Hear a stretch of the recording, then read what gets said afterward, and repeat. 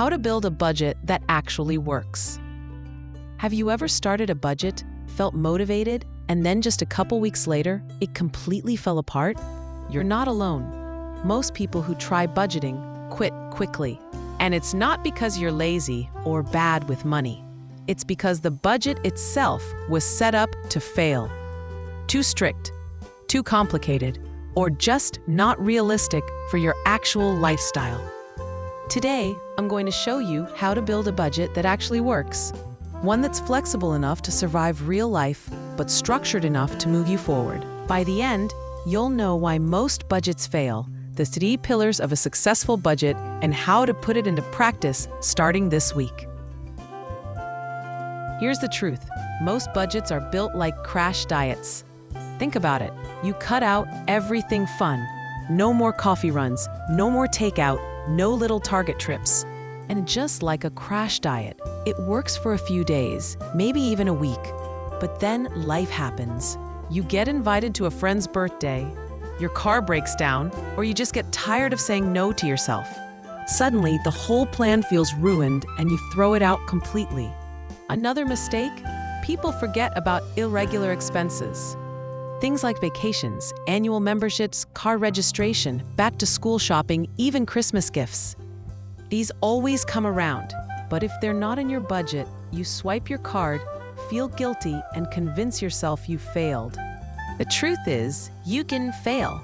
Your budget was never built to handle real life in the first place. So how do we fix this? With what I call the 3 pillars of a working budget: automation, flexibility, and visibility. Let's start with pillar 1, automation. This means paying yourself first and letting technology handle the boring stuff. Set up automatic transfers into savings the day you get paid. Have your bills on autopay. If you can, even automate your retirement contributions.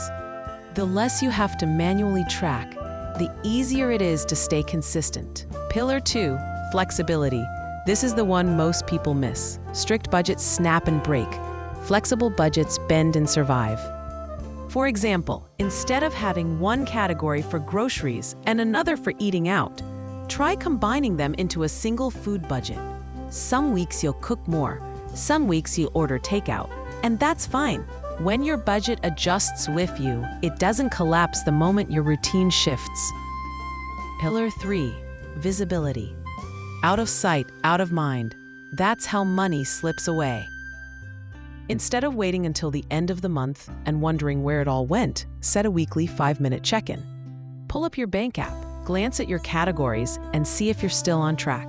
I call it the Money Pulse Check. It's quick, simple, and prevents those big end-of-month surprises. Now let's talk about structure. One of the simplest frameworks is the 50-30-20 rule. 50% of your income goes to needs: rent, groceries, bills, and essentials.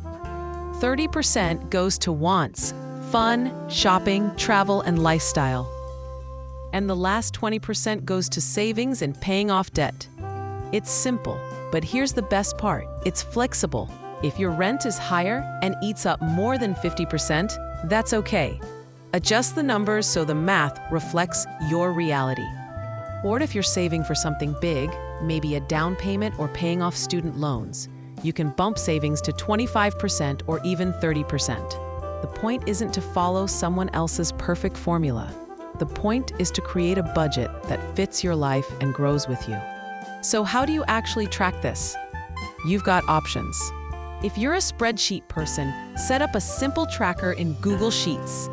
It doesn't have to be fancy. If you like apps, try Mint, Rocket Money, YNAB, or EveryDollar. They make it easy to see everything in one place. And if you want the simplest version possible, try the 3-category model: needs, wants, and future. Every paycheck, split your money across those 3 buckets. For example, $700 to needs, $200 to wants, $100 to your future goals. That's it. Simple, doable, and sustainable. At the end of the day, a budget isn't about restriction, it's about freedom. Freedom to know where your money is going. Freedom to spend on the things you love without guilt.